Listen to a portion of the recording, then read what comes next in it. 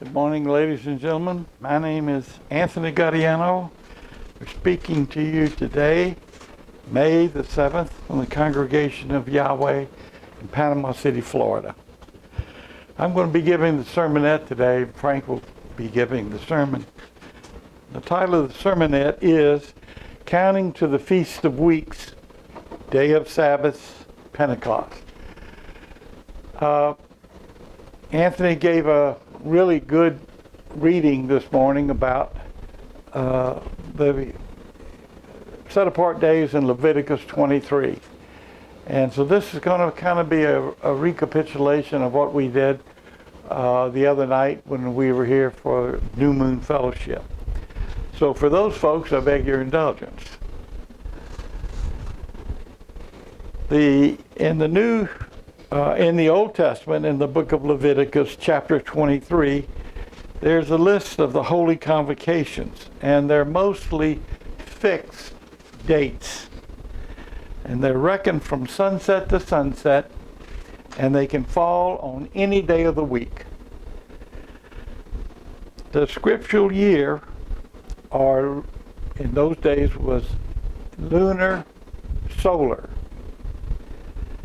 And this continued through the Holy Land, ultimately in Jerusalem.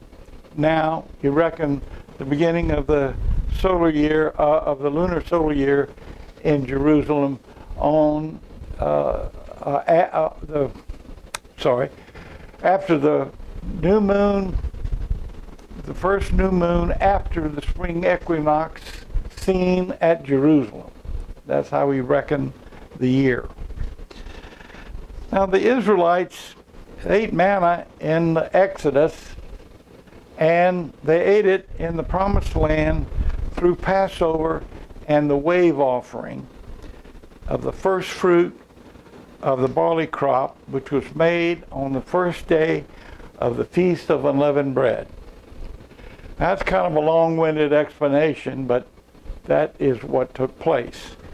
Lots of time there's questions as to when the wave sheaf was made, when the barley was cut, and so forth, and I'm going to explain that today. The Mishnah, Menachot, chapter 8, paragraph 1 and 2 states, quote, "In the autumn fields were plowed and the barley sown 70 days before Passover," close quotes. And the farmers could determine the date to sow barley by counting the number of crescent new moons backwards from Passover on 14 Nisan in the year following. Now, if you go into any cultivated field around here in Palestine that is, say, repeatedly cultivated in corn, could be pumpkins, doesn't make any difference. There will be some seeds that will be in the ground from the harvest. Fruit gets broken, busted, and so forth. And if conditions are right in the following growing season, there'll be volunteer growth. And this happens in Palestine or in Israel right now. So you will have volunteer barley coming up, and it will be probably the ancient barley, which is 2 rows of kernels. But today they use hybrid barley, which is 6 rows, and therefore the yield per acre is significantly greater. And the farmers who grow barley mostly are Arabs, not Israelis.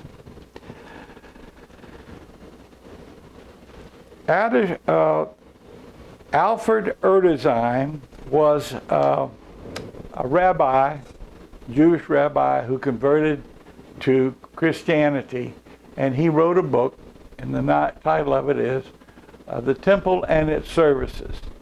And a lot of the things which we know about what took place in the temple, we glean from Alfred Erdesheim's book. If you do that, and I encourage you to do that, when you use sources that are, say, not sacred name sources that are traceable. You have to be aware that sometimes there's bias in what you read. For example, in the Jewish literature, they will reference things to Passover on the 15th, even though, as was just read by Anthony, Passover is on the 14th. That's just an example. So when you see things like that, keep in mind what the scriptures say and put human tradition as secondary.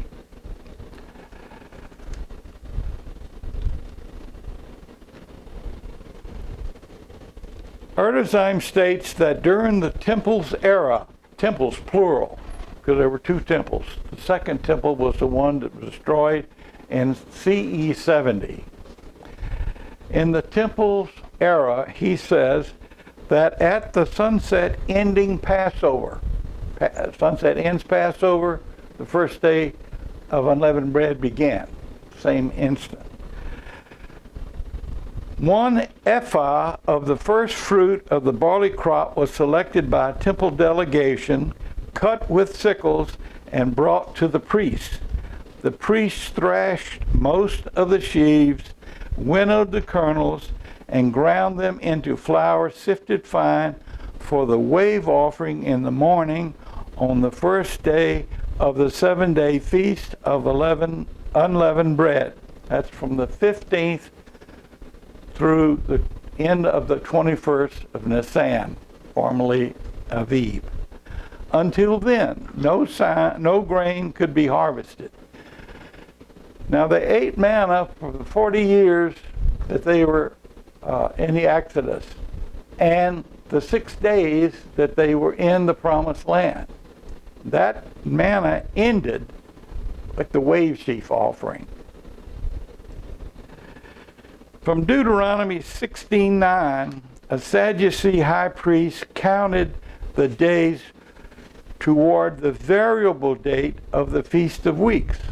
Now, in the dates in the Holy Convocation, which Tony read, these he did not include, because it's not there, the wave sheaf offering. It's not a Holy Convocation.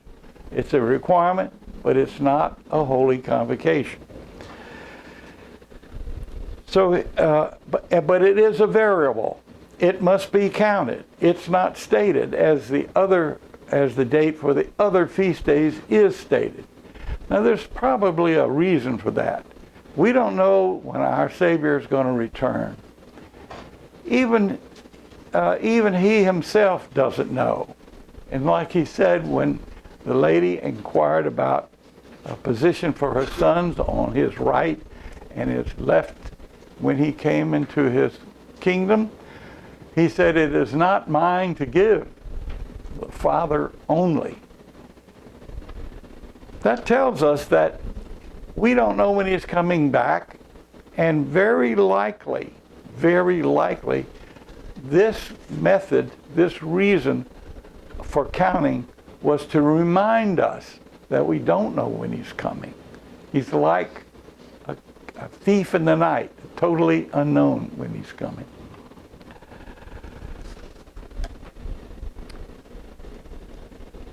Now the count could begin on the day after the weekly Sabbath following Passover. The day after the weekly Sabbath is the first day of the week, Sunday, which we call Sunday. The count consisted of 7 complete Sabbath weeks, the morrow, total 50 days, and end on the first day of the week, Sunday. 7 times 7 is 49, and the morrow makes it 50 days. This criteria was followed for centuries until the Second Temple and the priesthood, the Sadducee priesthood, were destroyed in CE 70. The chart that I'm going to hand out shows how the beginning and the end date of account varies. In the first column, you can't see it, but you will when I give out the handout. Here's the first column when Passover on the 14th falls on a day of the week. There's 7 days here, Sunday through Saturday. The count always starts on a Sunday. Now this year, Passover occurred on a Saturday. Some people call it a double Passover. But Passover occurred on a Saturday. The day after the weekly Sabbath, this date, Sunday, was when the count began. Now, had it occurred on this Sunday, as an example, the weekly Sabbath is here. So the count would have begun here. If you follow this line through on the handout, you'll see that the 50th day is the 5th. That's what's reflected on our calendars, 5th. And the example of where the 14th Passover falls on Sunday, the 50th day would be the 11th of Sivan. Today it's going to be the 5th of Sivan in our time.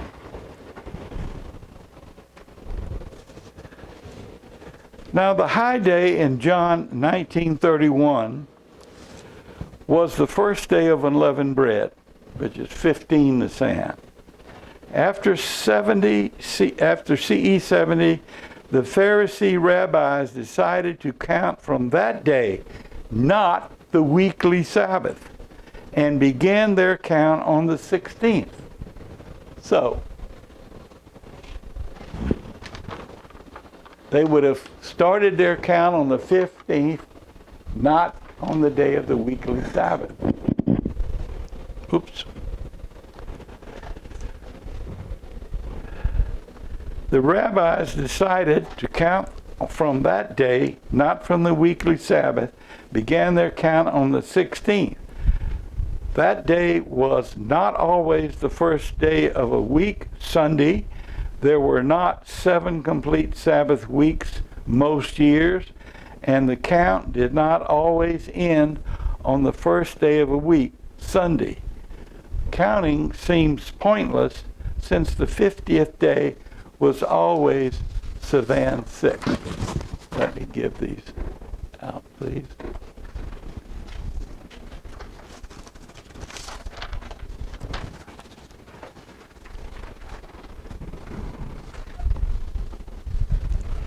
Just a little bit more.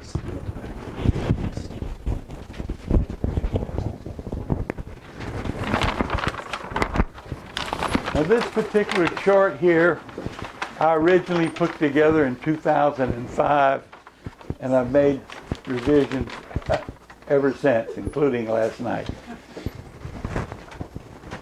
It is the time line at Moses' time, Passover, and it is the timeline when our Savior was executed. Same date relationship. Same date relationship. It also explains how the 7-day week, which we relate to now, and the whole world does, came about. It came about from Exodus 16, 1 through 30. That on the 15th of the second new moon is a weekly Sabbath. And the count of 50 days begins on the first of the week, falling within the days of unleavened bread. Leviticus 23:15. Now, it falls within the days of unleavened bread, but in the scriptures it doesn't say it must fall within the days of unleavened bread. It just does.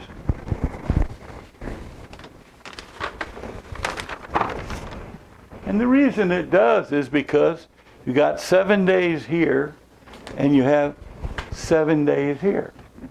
So no matter when you start to count, here, here, here, here, here, here, or here, it's going to be within the 15th to the 21st, which is the dates of the Feast of Unleavened Bread.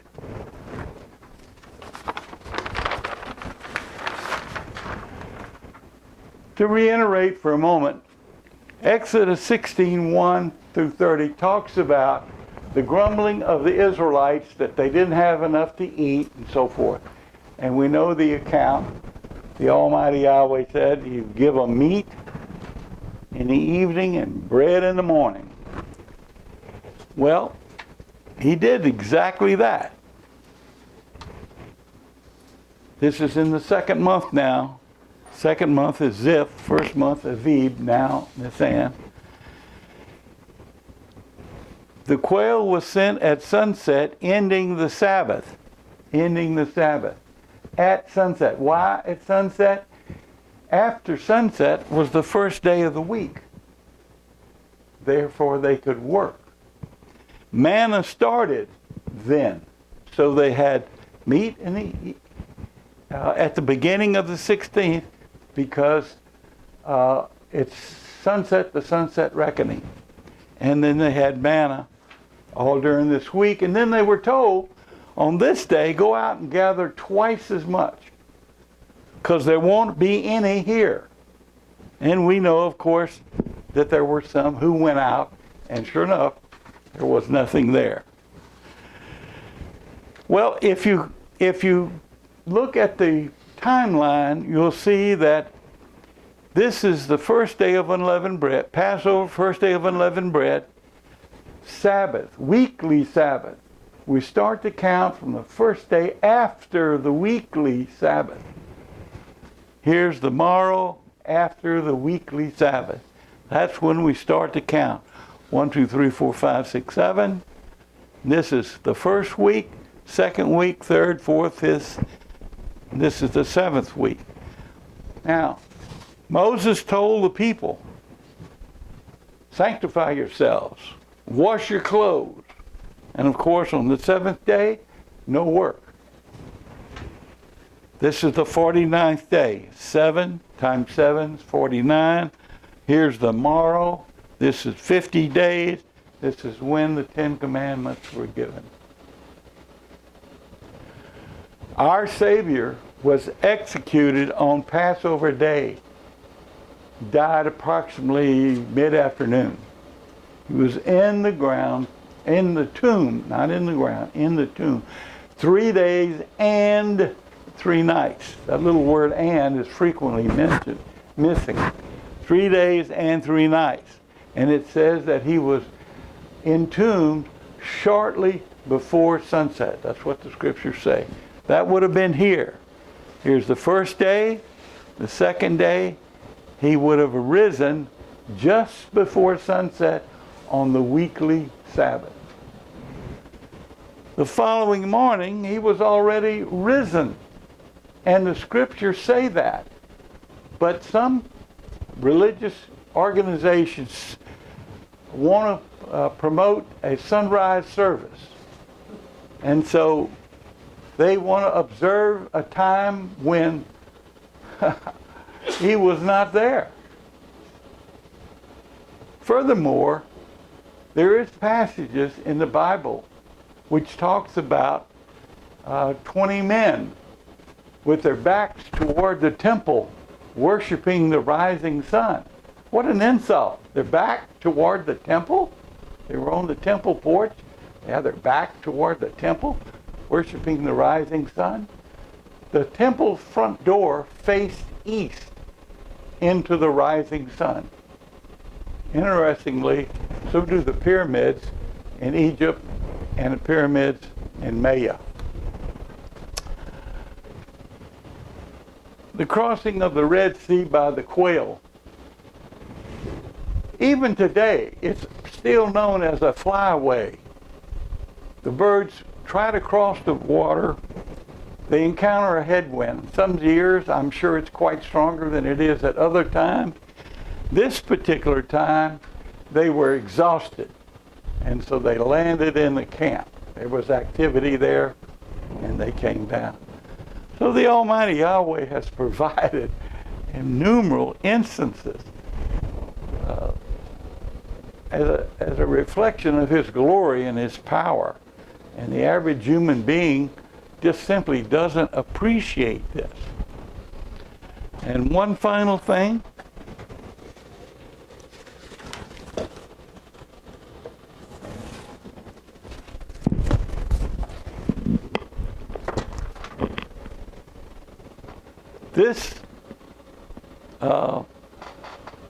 This chart shows in Greek the phrase Koine Greek that's recorded in the Greek manuscript.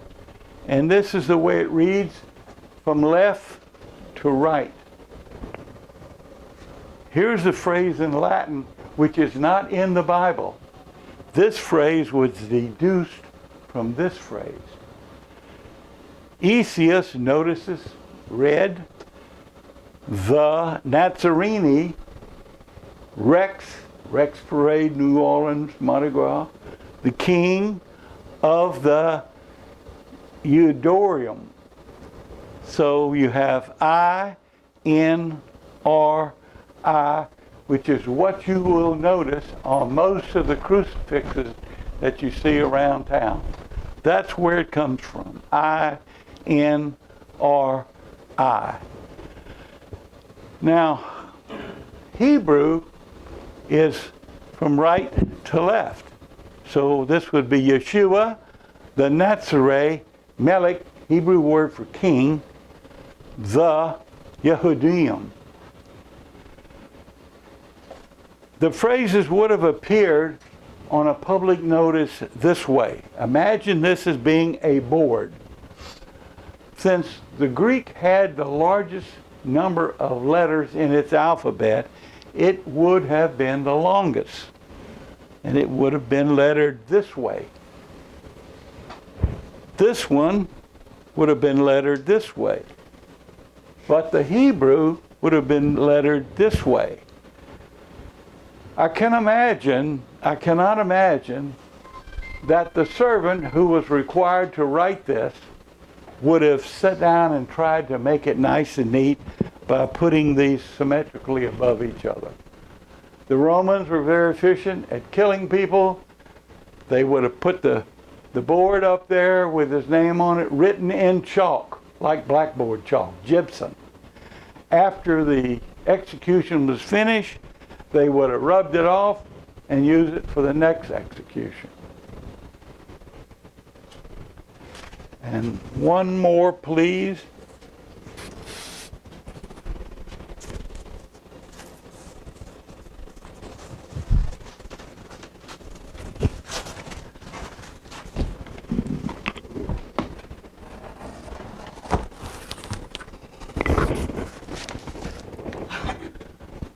This is done by Frederick Coulter, both of these.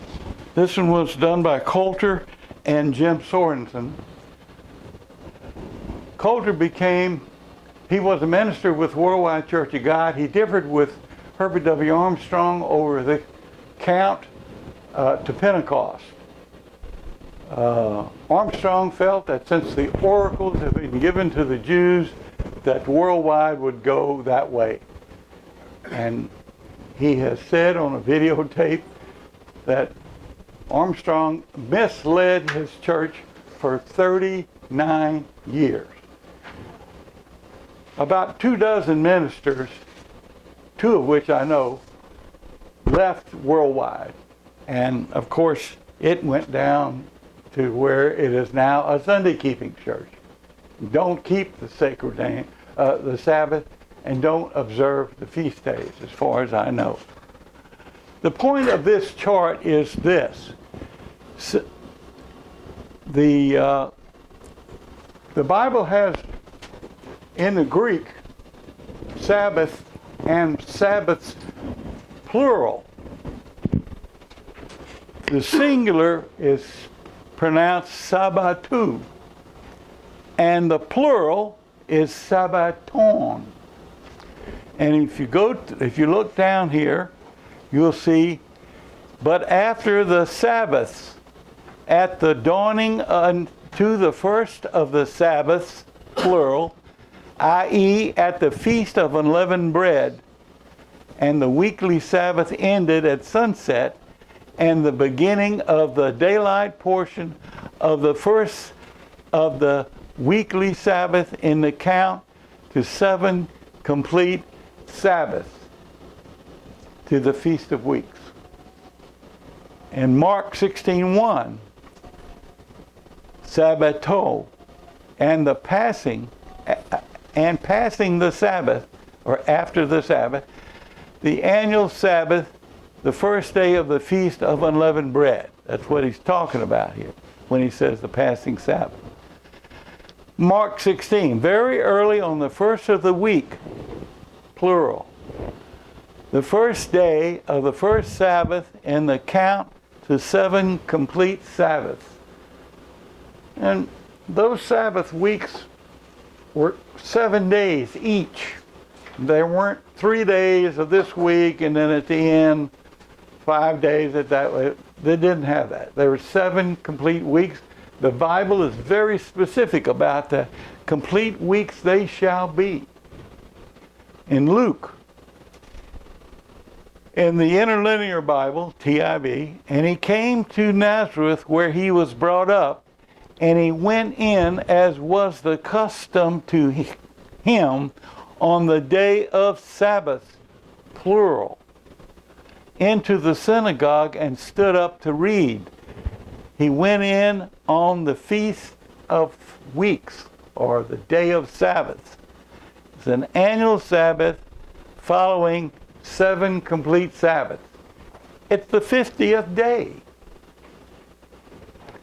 In Luke 24:1, the Interlinear Version says, and on the Sabbath, singular, they rested according to the command, but one of the week Sabbaths, while still very early, the first day of the first Sabbath in the count of 7 Sabbaths. This is the women who had gone to prepare ointments to cover the body with, the body of our Savior. So they didn't know when he was going to die.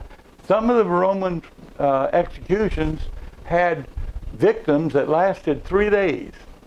They mostly died because they would slump down and compress their chest, and then they couldn't breathe, they would suffocate. But some of them, I'm told, lasted 3 days. Acts 16:3, and on the day of the Sabbath, Sabbaton, we went forth, i.e., on the day of the Feast of Weeks, the morrow after counting 7 complete Sabbaths. And lastly, Acts 2:1. And in the fulfilling of the day of Pentecost, the Greek is Pentecoste, Pentecoste.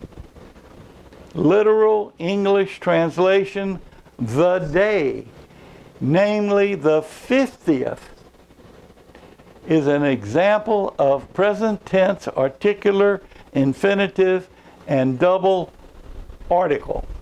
Those are direct words from culture, and I have to believe they were correct. Thank you.